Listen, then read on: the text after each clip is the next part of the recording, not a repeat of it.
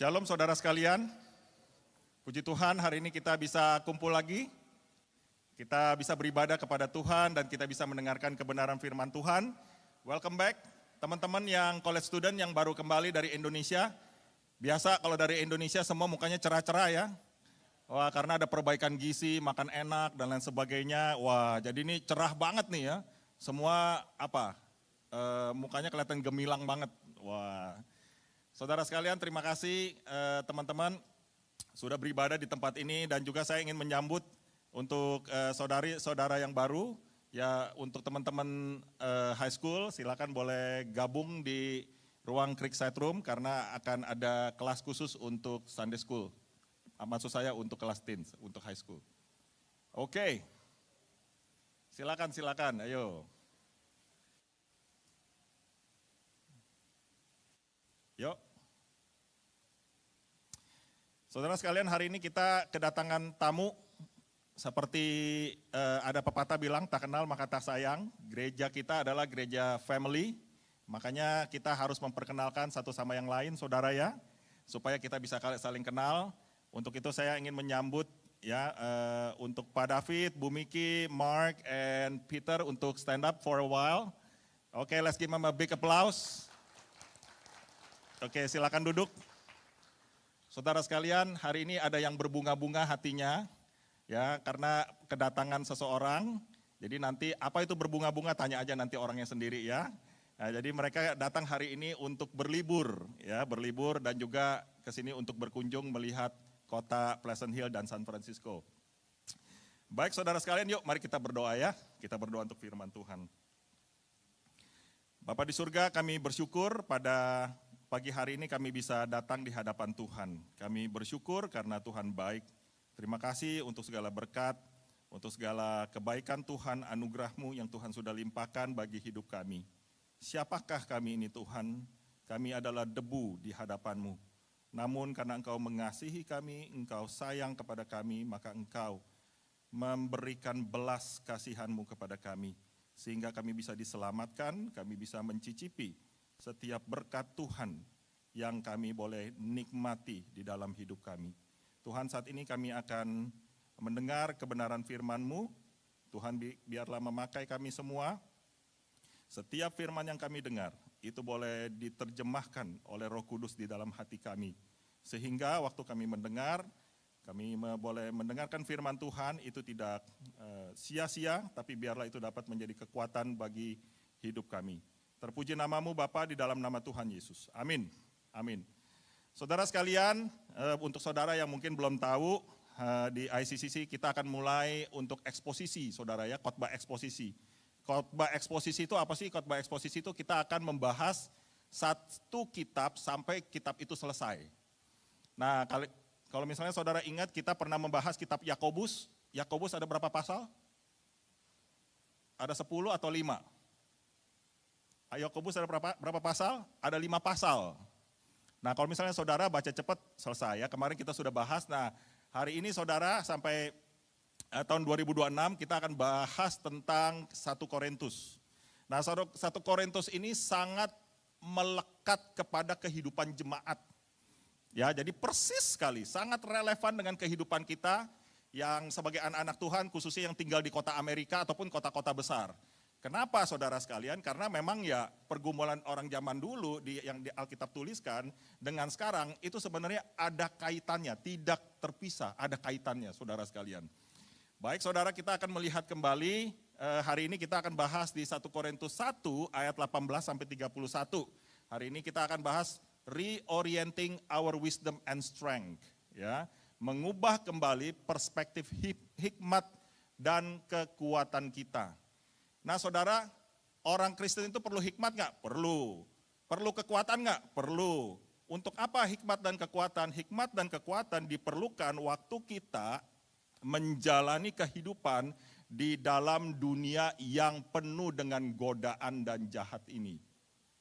Dunia penuh godaan saudara, ya dunia juga jahat saudara sekalian, tetapi waktu kita sungguh-sungguh mengubah perspektif kita di dalam hikmat dan kekuatan Tuhan, maka saudara akan memiliki satu guideline yang akan menolong saudara supaya saudara bisa jalan di jalannya Tuhan. Amin. Yuk, sebelumnya mari kita baca pembacaan firman saudara. 1, 2, 3 sama-sama ya. Sebab pemberitaan tentang salib memang adalah kebodohan bagi mereka yang akan binasa. Tetapi bagi kita yang diselamatkan, pemberitaan itu adalah kekuatan Allah. Jadi pemberitaan salib itu sama dengan kekuatan Allah. 19. Karena ada tertulis, aku akan membinasakan hikmat orang-orang yang berhikmat dan kearifan orang-orang bijak akan kulenyapkan. Ayat 20. Di manakah orang yang berhikmat? Di manakah ahli Taurat? Di manakah pembantah dari dunia ini? Bukankah Allah telah membuat hikmat dunia ini menjadi kebodohan? 21.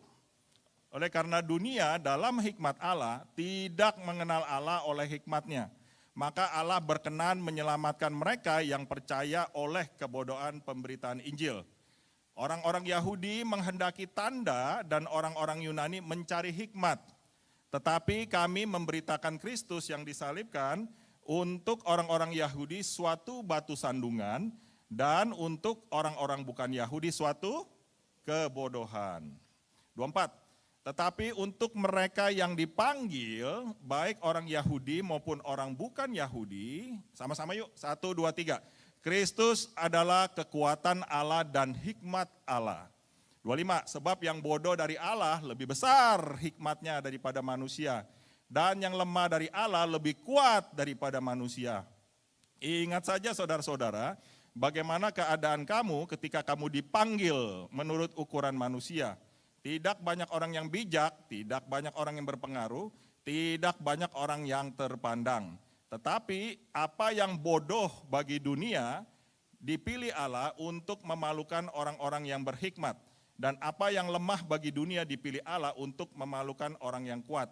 Dan apa yang tidak terpandang dan apa yang hina bagi dunia dipilih Allah, bahkan apa yang tidak berarti dipilih Allah untuk meniadakan apa yang berarti. Supaya apa?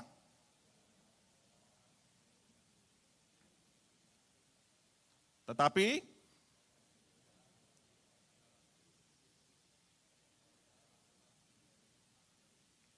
Ia membenarkan dan menguduskan dan menebus kita. 31. Karena itu seperti ada tertulis, barang siapa yang bermegah, hendaklah ia bermegah di dalam Tuhan. Saudara bingung gak baca ayat yang tadi? Kita baca, bingung ya? Saudara sekalian, saudara layak untuk bingung. Karena waktu saya mempersiapkan bahan ini, saya juga agak sedikit bingung. Ya, saya harus baca berkali, dan saat ini firman Tuhan akan saya ringkas dengan begitu gampang supaya saudara gampang untuk memahaminya. Nah saudara layak untuk bingung untuk waktu membaca itu, kenapa? Karena waktu Paulus menuliskan ini, Paulus itu memainkan kata-kata bijaksana supaya masuk di kalangan orang Yunani.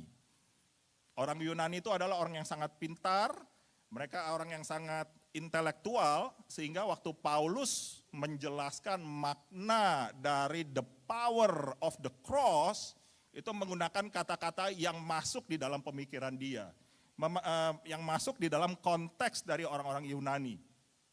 Nah jadi saudara sekalian begini, hari ini sermon outline saya itu gampang saudara.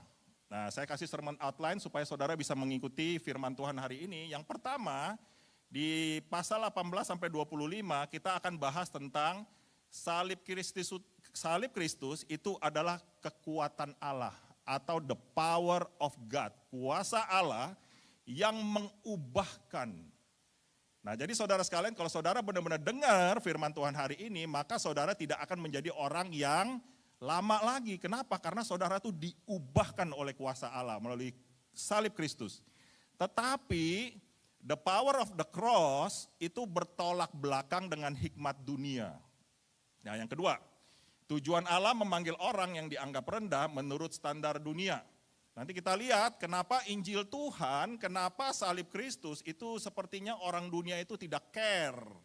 Ya, sepertinya mereka itu tidak terlalu peduli. Nanti kita akan lihat di poin yang kedua. Yang ketiga, Nah, setelah kita belajar setelah kita belajar di poin 1, poin kedua, poin yang ketiga, kita akan melihat lebih dalam sebenarnya apa sih maksudnya di dalam Kristus. Kan ada satu lagu ya, dalam nama Yesus, dalam Yesus kita bersaudara. Nah, nanti kita akan lihat saudara ya, apa maksudnya di dalam Yesus. Oke. Nah, saudara sekalian, ini adalah the big issue yang terjadi di kota Korintus, di jemaat Korintus, saudara. Jadi jemaat Korintus pada waktu itu terpukau dia dengan teknik pidato dari 3 orang yang sangat hebat. Yang pertama adalah Paulus, yang kedua adalah Apolos, yang ketiga adalah Kefas atau Petrus. 3 orang ini saudara itu sangat hebat teknik pidatonya menurut orang Yunani di jemaat Korintus. Tetapi sebenarnya saudara sekalian, yang paling penting yang dimaksud oleh kedua rasul dan salah satu penginjil ini adalah inti pesannya.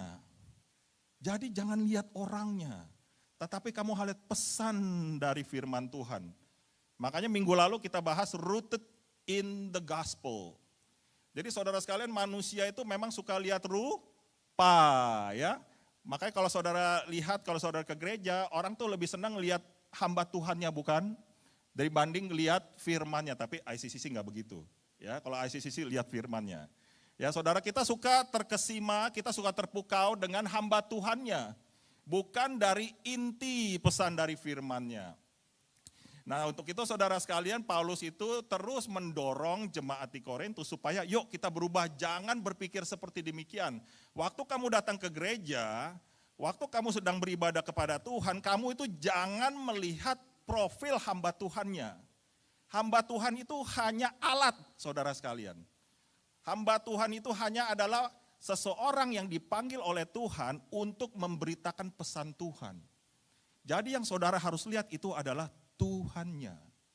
Nah, saudara sekalian, untuk itu Paulus ingin menunjukkan bahwa sebenarnya yang mereka sedang pikirkan selama ini tentang kehebatan berretorika, tentang hikmat yang mereka sedang coba hidupi, itu berbeda terbalik dengan inti kuasa salib. Gampang saudara untuk melihat seseorang itu betul-betul menghidupi Injil atau enggak. Dari buahnya, dari hidupnya, dari perkataannya, dari kamu datang ke gereja setia atau enggak. Kamu setia baca firman Tuhan atau enggak. Kelihatan sekali saudara sekalian. Nah, saudara sekalian, tadi Cynthia mention tentang 1 Korintus 1 ayat 18. Karena di situ ada satu pemberitaan, ada satu berita, satu ayat yang sangat indah sekali, yang kadang orang Kristen itu melupakan melewati dengan cepat. Kata-katanya begini saudara, sebab pemberitaan tentang salib memang adalah kebodohan bagi mereka yang akan binasa. Tetapi bagi kita yang diselamatkan, pemberitaan itu adalah the power of God. Saudara sekalian, kita suka melihat salib. Kita suka pakai kalung salib, di gereja kita lihat salib, tetapi apa sih sebenarnya makna salib itu buat hidup kita, saudara sekalian? Nah, di dalam firman Tuhan hari ini saya akan membahas makna salib itu sebagai kekuatan Allah 2 hal. Yang pertama, sebenarnya salib Kristus, waktu Yesus itu menebus dosa kita, waktu Tuhan Yesus itu menghapus dosa kita, sebenarnya Tuhan itu sedang mengarahkan hidup kita kepada perubahan. Ayo sama-sama sebutkan kata perubahan. Perubahan. Dan kebebasan. Kebebasan. Yang kedua, saudara sekalian, kalau misalnya saudara perhatikan baik-baik, kalau saudara baca Alkitab, sebenarnya salib itu adalah titik temu, saudara. Dia adalah titik temu antara kasih Allah dan keadilannya. Yuk, kasih Allah dan keadilannya. Jadi gampang ya, the power of God, the power of the cross itu ada 4 poin. Pertama, perubahan. Kedua, kebebasan. Ketiga, kasih Allah. Keempat, keadilannya. Nanti kita lihat saudara ya. Nah, saudara sekalian, ada satu kali di China, ya, ada satu orang pemuda yang menangkap anak macan. Udah pernah lihat anak macan, saudara? Anak macan masih kecil. Kalau binatang itu masih anak-anak memang lucu, saudara ya. Nah, jadi anak ini dia di satu pedesaan gitu, dia tangkap anak ini dari hutan ketemu, lalu dia taruh di satu kandang yang sangat besar. Nah, singkat cerita, kemudian singa ini, macan ini semakin besar. Saudara, macan galak apa baik, saudara? Galak apa baik? Galak, saudara ya. Macannya, kita tahu macan itu adalah liar. Ini kita nggak boleh main-main sama macan. Dan waktu macan ini sudah besar, ada di dalam kandang, dan macan ini tidak pernah dikasih keluar. Bayangkan saudara, binatang buas dan liar tidak pernah dikeluarkan dari kandang. Nah, satu ketika pemuda ini juga dewasa, ya macan ini juga dewasa, udah makin gede, lalu dia ajak temennya. Lalu dia ngomong sama temennya gini, kamu tahu nggak, macan ini adalah macan yang paling ganas, yang paling galak. Terusnya teman-temannya ngomong begini, enggak kamu lihat aja tuh baik, cuman tidur-tiduran, seperti kucing yang lagi tidur-tiduran di rumah. Wah, terusnya mereka berdebat, ngomong, yang satu bilang galak, yang satu bilang jinak. Wah, mereka berdebat terus, karena macannya memang lagi santai-santai, saudara sekalian. Tetapi satu saat ada satu orang pria yang sedikit lebih tua, dia ngomong begini, kalau kamu pengen tahu, melihat benar-benar sifat dan natur macan ini, gampang, buka aja pintu kandangnya, kamu bisa tahu. Kira-kira dibuka nggak, saudara? Dan satu ketika dia ingin membuka kandangnya, saudara sekalian, nah ceritanya udah sampai di situ aja ya. Nah, saudara sekalian, sama seperti the power of the cross, saudara sekalian. The power of the cross secara nature itu adalah kekuatan the power of God.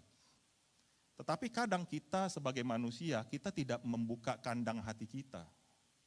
Sehingga kita tidak bisa mengetahui betapa luar biasanya maksud dan natur dari the power of the cross.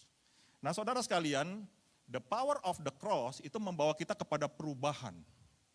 Saudara, waktu kita betul-betul datang kepada Tuhan, kita bertobat kepada Tuhan dan kita percaya kepada Tuhan, maka waktu kita sungguh-sungguh, maka firman Tuhan mengatakan bahwa Roh Kudus itu ada di dalam hidup kita.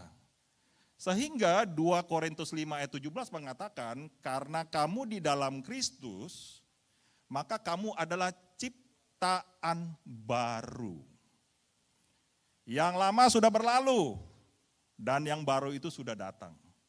Artinya apa, saudara sekalian? Artinya adalah saudara waktu betul-betul sungguh-sungguh di dalam Tuhan, maka Tuhan itu sedang menuntun saudara untuk menjadi ciptaan yang baru. Bukan yang lama lagi, bukan dosa yang lama lagi. Yang dulu suka pemarah, suka peminum, perokok berat, ya berjudi, itu udah lama, udah lewat. Tetapi saudara, Tuhan itu ingin saudara itu masuk kepada perubahan yang baru. Lalu yang kedua, pembebasan. Salib itu sebenarnya membebaskan saudara dari cengkraman dan ikatan dosa. Apakah saudara pernah mengalami waktu sebelum terima Tuhan, saudara itu sepertinya tidak bebas dalam menjalani kehidupan. Saudara terus dicengkram dengan ikatan dosa, saudara tidak bisa ngapa-ngapain. Saudara sekalian, waktu kita percaya kepada Tuhan, salib Kristus itu membebaskan umat manusia. Siapa yang betul-betul mau percaya kepada Tuhan, maka dia akan diampuni dosanya, Roh Kudus ada di dalam hidupnya, dan waktu dia menjalankan kebebasan itu, dia tidak menjalankan kebebasan dengan seenak-enaknya saja. Tetapi dia menjalankan kebebasannya karena dia ada di dalam Yesus. Sekarang saya mau tanya, apakah hidup orang yang tidak percaya bebas nggak, saudara? Saya ulang, apakah orang yang tidak percaya sama Tuhan hidupnya bebas nggak? Bebasnya apa? Saudara sekalian, betul memang bebas, tetapi bebasnya dia itu ada di bawah hukuman dosa.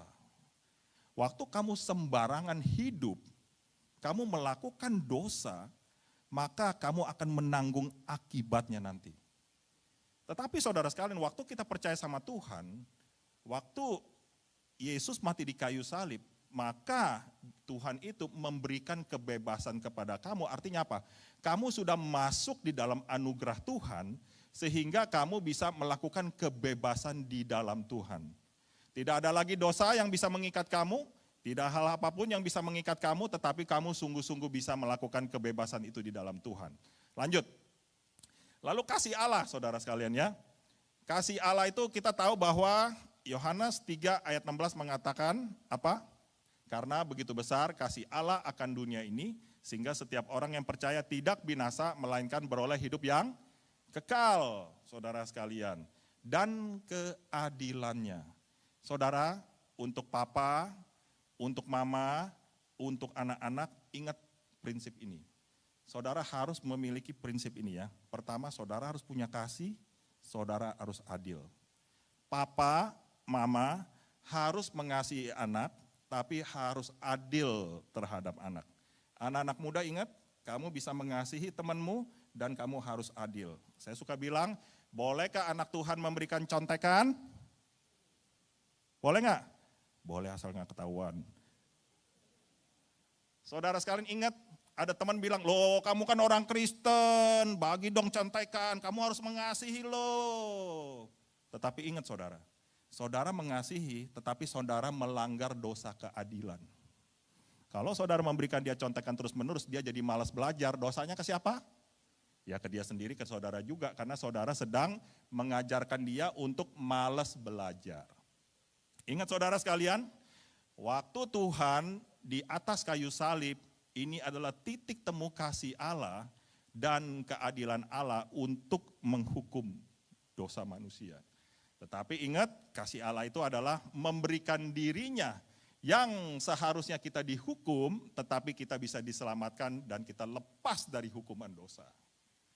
Nah saudara sekalian, kita udah tahu nih ya, kita tahu bahwa salib Kristus ini bisa membawakan perubahan kepada kita.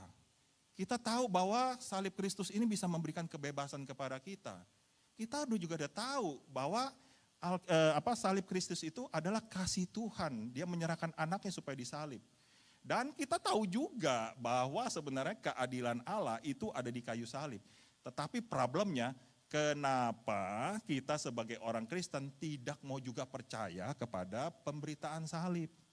Kenapa kita sebagai orang Kristen juga tidak mau percaya kepada Yesus Kristus? Nah saudara sekalian, penyebabnya adalah ini saudara. Kalau misalnya saudara nanti di rumah baca lagi ayat 19 sampai 25, penyebabnya ini, saya ringkas 2 aja. Nah saudara sekalian, satu kali di pinggir pantai ya, di pinggir di park gitu saudara ya. Di park ada air mancur, ada danau saudara sekalian. Ada seorang hamba Tuhan yang berkhotbah untuk orang-orang yang lewat. Gitu ya. Lalu karena orang ini berkhotbah dengan begitu semangat, jadi ada orang yang ingin mendengar khotbah dia. Lalu setelah dia mendengar khotbahnya, kan banyak orang saudara ya, yang orang lalu lalang segala macam orang bisa datang ke sana. Tiba-tiba ada satu orang yang ngomong begini, saya tidak percaya kepada Tuhan Yesus. Saya tidak percaya kepada neraka dan surga. Kalau saudara berkhotbah, menginjili di taman, digituin orang gimana saudara? Diem saudara ya, benar. Pengkhotbah ini juga diem, tetapi ada satu orang buta yang pakai kacamata hitam tiba-tiba maju ke depan. Lalu dia bilang gini, saudara yang tadi mengatakan bahwa tidak ada Tuhan, saya mau tanya kepada saudara. Kan saudara tadi saya kasih gambaran kan, bahwa ini di tepi ada satu danau kecil dan gitu. Bahwa di tempat saya berdiri itu tidak ada danau. Lalu orang yang tadi bilang tidak percaya Tuhan, enggak ada kok danau tuh, ada danau. Saya tidak percaya kata orang buta itu. Lalu yang kedua, saya juga tidak percaya bahwa ada orang yang berdiri sekarang ini. Lalu orang yang bisa melihat bilang, buktinya ada nih. Lalu orang buta ini mengatakan begini saudara. Hanya orang yang buta seperti saya bisa mengatakan tidak ada danau dan tidak ada orang. Kenapa? Buta. Hanya orang yang bisa mengatakan tidak ada Tuhan dan tidak ada surga dan neraka adalah orang yang buta secara rohani. Nah saudara sekalian, kenapa orang itu bisa tidak percaya kepada Tuhan? Karena dia dibutakan secara rohani. Dibutakan oleh kesombongan manusia, dibutakan oleh pembuktian, dibutakan oleh hikmat. Nah saudara sekalian, kenapa orang itu sulit sekali untuk menerima Tuhan Yesus? Karena bukti kan? Karena manusia itu dikasih panca indera oleh Tuhan untuk bisa membuktikan secara panca indera. Dan Tuhan juga menciptakan manusia untuk supaya bisa menganalisa dan berlogika. Nah saudara sekalian, waktu seseorang bisa nggak percaya sama Tuhan karena dia pengen bukti. Dia kepengen supaya ini cocok nggak sih ya dengan pemikiran saya. Kenapa orang Kristen, kenapa orang yang non-Kristen itu sampai tidak percaya sama Tuhan? Karena dia pengen tahu buktinya mana. Mana nih buktinya bahwa Tuhan Yesus ada?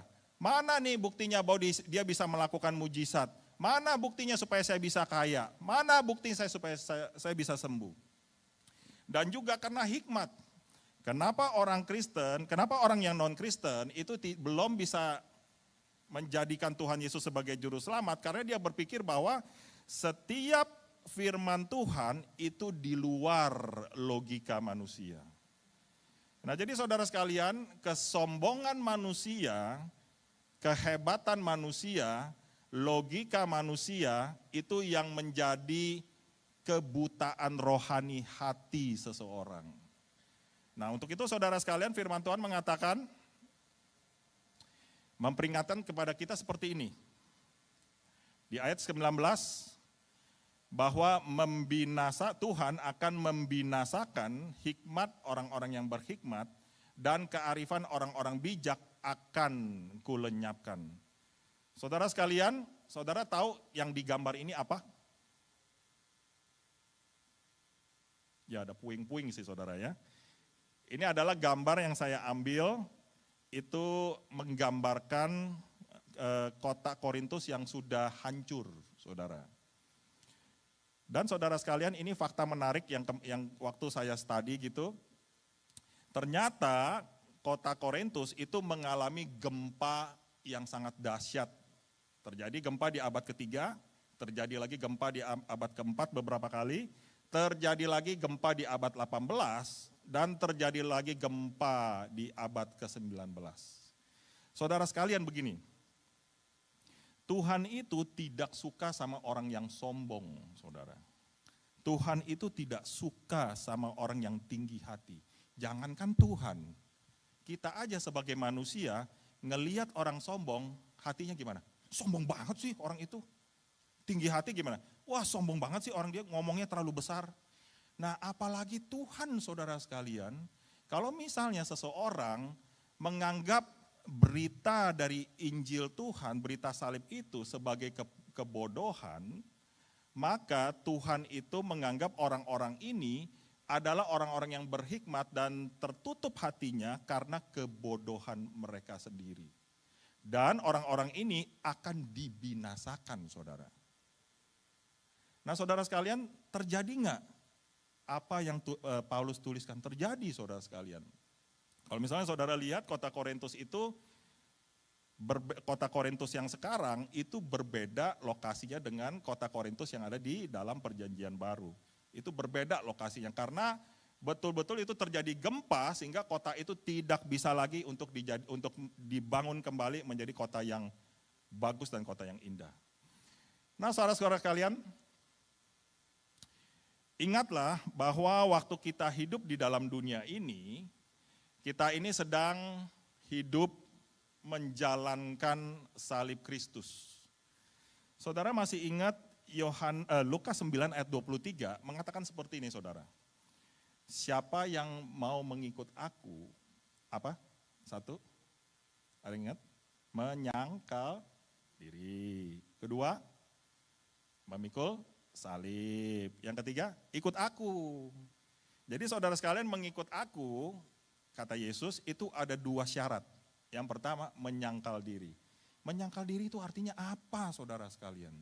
Menyangkal diri itu artinya apa?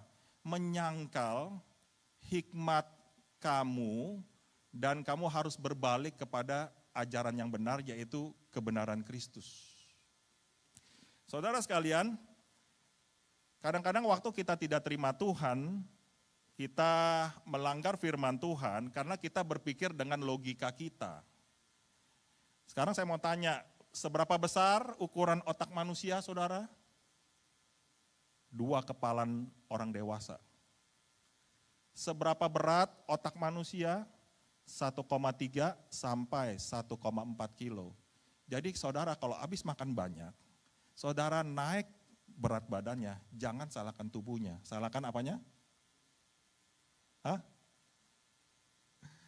Nah saudara sekalian, tidak mungkin untuk seseorang yang hanya memiliki otak segede 2 kepalan manusia orang dewasa itu bisa memikirkan betapa hebat dan luar biasanya Tuhan. Untuk itu Tuhan bilang kamu harus nyangkal diri. Kamu harus melepaskan kehebatan kamu. Kamu harus melepaskan keegoisan kamu. Kamu harus bisa melepaskan logika kamu. Yuk kita mengadop dan menerima semua firman Tuhan yang ada di dalam Alkitab. Dan kita coba jalankan bersama-sama dan belajar untuk menghidupi firman Tuhan. Nah ini ada yang lebih salah saudara sekalian. Orang Kristen itu kalau misalnya disuruh mikul salib, kita suka berpikir apa?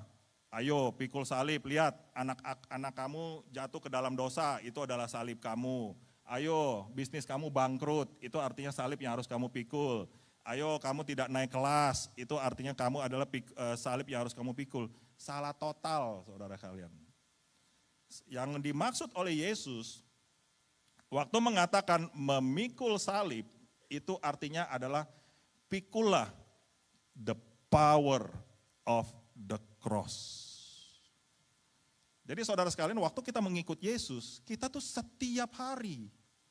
Ya di Lukas 9 ayat 23 itu katakan setiap hari saudara. Artinya apa? Keempat poin yang tadi kita sudah sama-sama ingat, itu saudara harus pikul setiap hari. Saudara mengalami perubahan, saudara mengalami kebebasan, saudara mengalami kasih setia Tuhan, dan saudara juga apa yang terakhir tadi? Keadilan Allah. Nah saudara sekalian, selanjutnya, tujuan Allah yaitu memanggil orang-orang yang dianggap rendah menurut standar dunia.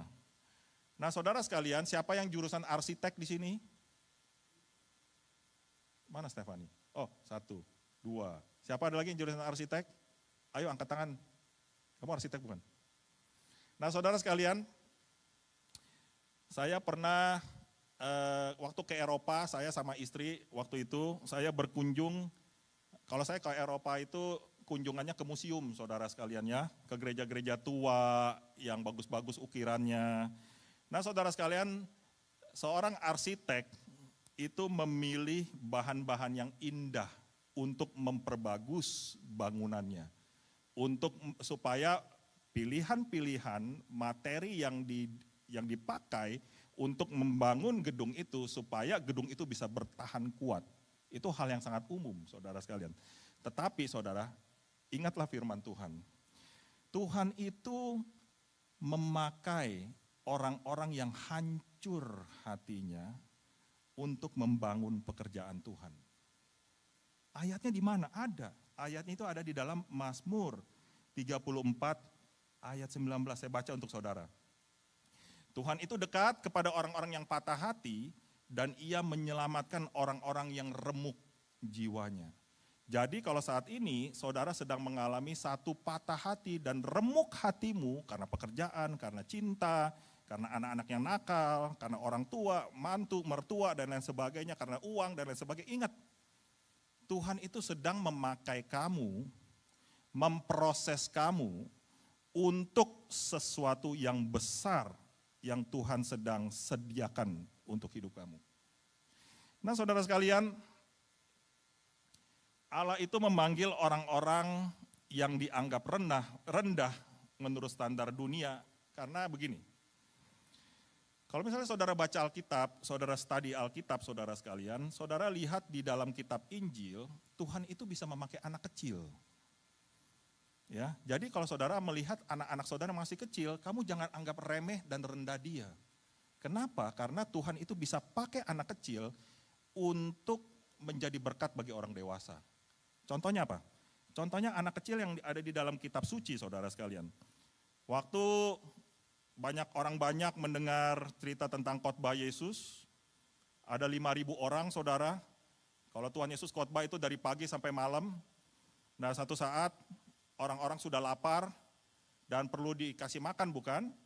Yang membawa bekal 5 roti dan 2 ikan siapa? Anak kecil, saudara sekalian. Dan Tuhan memakai ompreng, lunchbox seorang anak untuk memberkati 5.000 orang. Tuhan pakai orang yang rendah. Tuhan memakai orang yang kelihatannya bodoh bagi standar dunia, tetapi Tuhan pakai. Satu lagi. Di dalam Alkitab, waktu para murid sedang membicarakan bahwa saya ingin menjadi orang leader seperti ini, Tuhan tolong buat saya untuk menjadi pemimpin seperti ini, bagaimana saya supaya bisa masuk surga, lalu Tuhan itu mengambil seorang anak, lalu dia berkata kepada orang banyak seperti ini, barang siapa yang hatinya seperti seorang anak ini, maka dia akan masuk ke dalam kerajaan surga. Ingat, Tuhan memakai orang yang rendah. 2 lagi, saudara. Maria ibu Yesus. Maria itu adalah orang yang sederhana, orang yang lemah lembut, tidak berkoar-koar, saudara sekalian, tetapi dia didatangi, dipakai oleh Tuhan untuk menjadi alat bagi Tuhan untuk mengandung dan melahirkan bayi Yesus. Satu lagi, Maria Magdalena. Saudara sekalian, Maria Magdalena ini adalah seorang wanita yang biasa, saudara. Kalau misalnya saudara baca, dia itu pernah dirasuki 7 roh jahat. Sehingga sulit dia untuk dibebaskan. Tetapi Tuhan Yesus membebaskan dia dari kuasa roh jahat. Dan saudara tahu, Maria Magdalena dipakai oleh Tuhan sebagai saksi yang paling pertama menyaksikan kebangkitan Yesus Kristus. Nah, saudara sekalian, ingat waktu kita dipakai oleh Tuhan, Tuhan itu memakai orang-orang yang sederhana, orang-orang yang kecil. Supaya apa? Tuhan itu ingin menunjukkan di poin pertama, kriteria Allah itu berbeda dengan kriteria di dunia. Kalau dunia memakai orang-orang yang hebat dengan satu tujuan untuk menyombongkan diri, menyombongkan perusahaan, menyombongkan kehebatan dia. Tetapi waktu Tuhan memakai orang biasa dengan tujuan adalah untuk kemuliaan Tuhan sehingga nama Tuhan bisa ditinggikan. Yang kedua, saudara sekalian, jadi waktu kita tahu bahwa Tuhan Allah itu memanggil orang yang dianggap rendah, itu tujuannya adalah apa? Supaya tidak ada manusia itu yang membanggakan dirinya sendiri. Ingat saudara, ICCC membuka membuka opening untuk setiap pelayanan di gereja kita, tetapi tujuannya bukan kita itu pamer diri. Bukan kita untuk menyombongkan diri, saya bisa nyanyi lebih hebat, saya bisa main gitar lebih hebat, saya bisa main drum lebih hebat, saya bisa berkhotbah lebih hebat, saya bisa masak lebih enak. Bukan itu, saudara sekalian. Tetapi adalah ini semua karena anugerah Tuhan. Kalau saudara betul-betul mau melayani Tuhan, kalau saudara betul-betul membaktikan hidupmu kepada Tuhan, karena itu adalah anugerah Tuhan. Saudara, saya beberapa kali ketemu orang yang sudah hampir selesai hidupnya, saudara. Beberapa kali, hampir lebih dari 5 kali, saudara, waktu saya di Jakarta. Setiap orang Kristen selalu ngomong begini, kalau Tuhan kasih saya kesempatan untuk hidup kembali, saya ingin melayani dia. Saudara ingat loh, melayani itu panggilan, bukan opsional. Jadi waktu saudara melayani Tuhan, itu karena saudara anugerah Tuhan yang Tuhan kasih limpahkan kepada saudara. Nah, saudara sekalian, yang ketiga, serta pentingnya kerendahan hati di hadapannya. Artinya apa? Setiap panggilan hidup kita itu adalah pemberian Tuhan. Untuk itu saudara, kita perlu mempraktekkan kerendahan hati itu setiap saat, saudara sekalian, benar.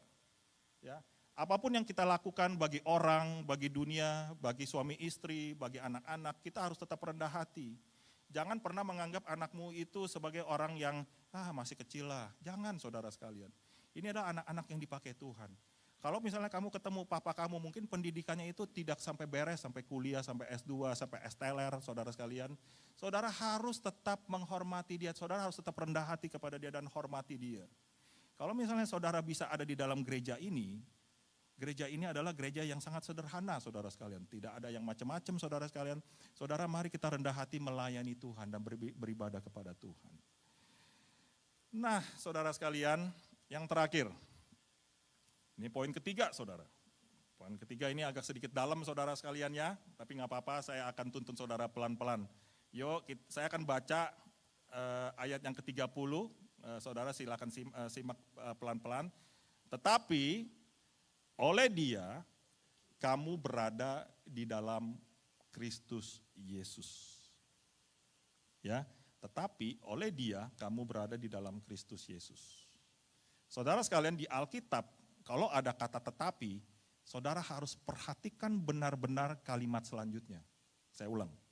Kalau saudara baca Alkitab, saudara menemukan kata tetapi, saudara harus betul-betul perhatikan kalimat selanjutnya. Ya. Tetapi oleh Dia kamu berada di dalam Yesus. Ingat saudara, Roma 3 ayat 10 sampai 11 mengatakan, tidak ada orang yang berakal budi yang mencari Allah.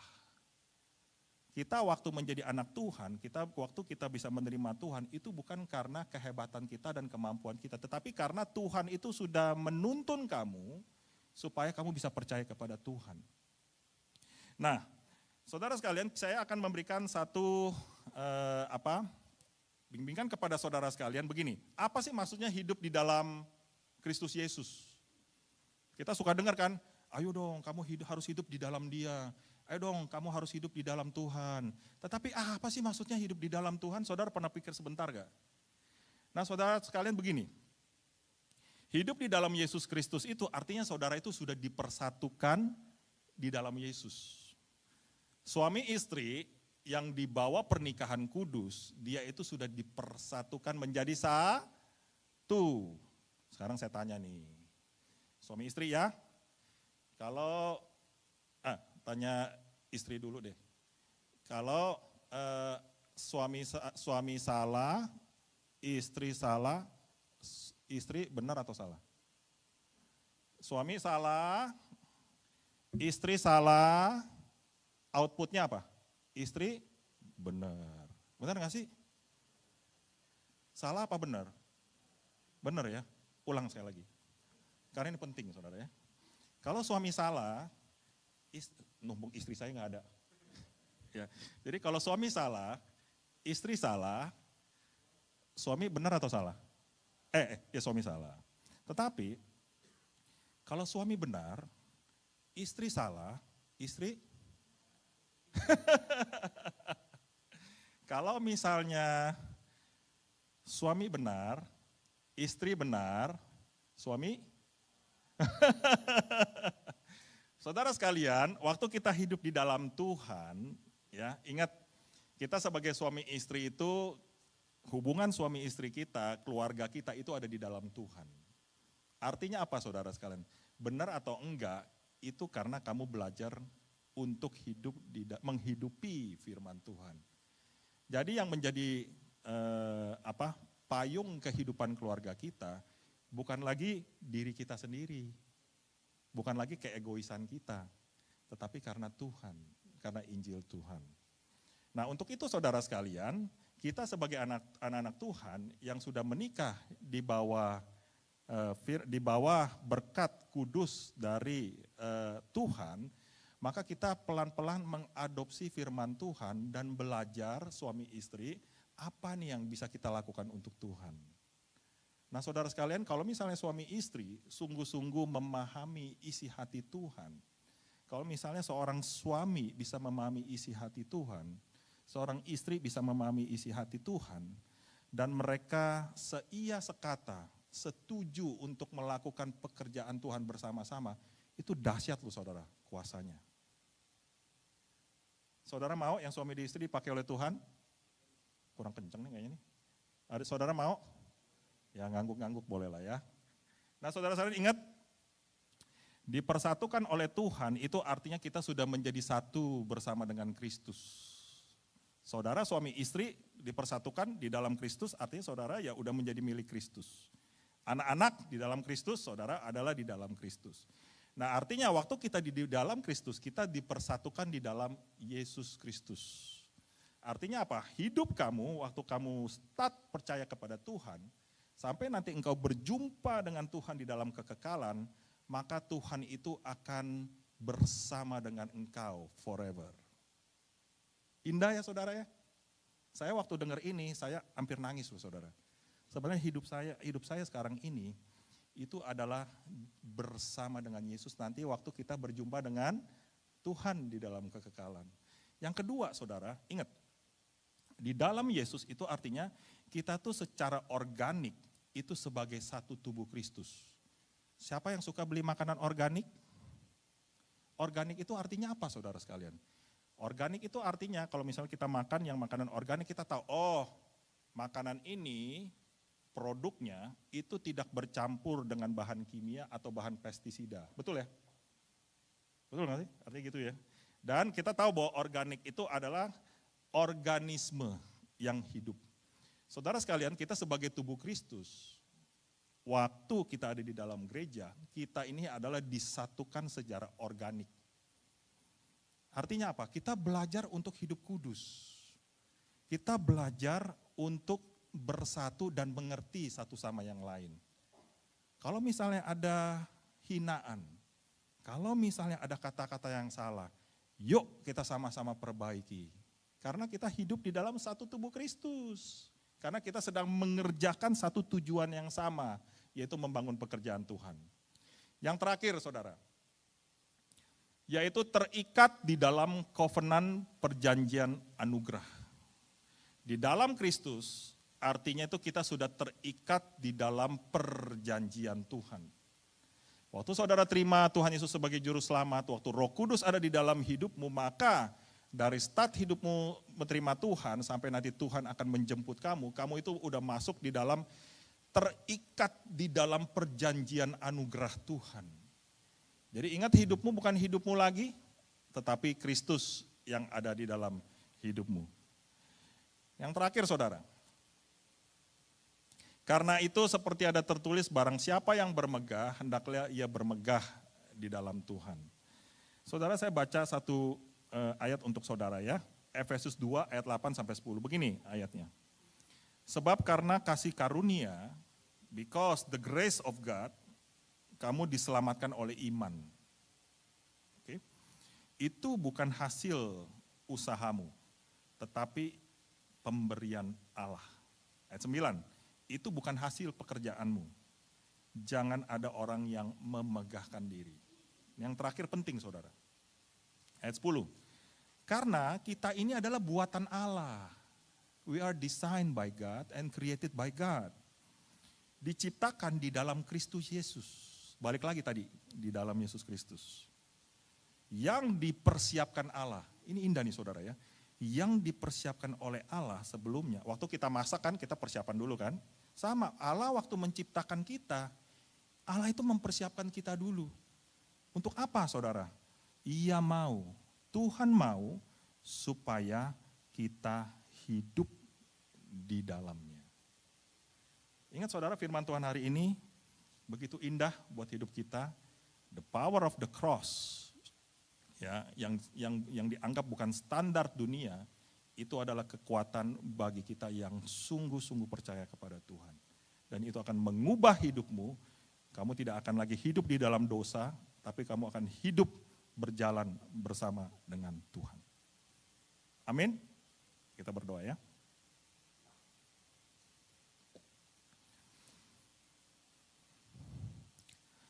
Bapa di surga, terima kasih atas segala kebaikan-Mu. Terima kasih Tuhan atas segala kemurahan-Mu. Biarlah firman Tuhan akan terus berbicara di dalam setiap hati kami masing-masing.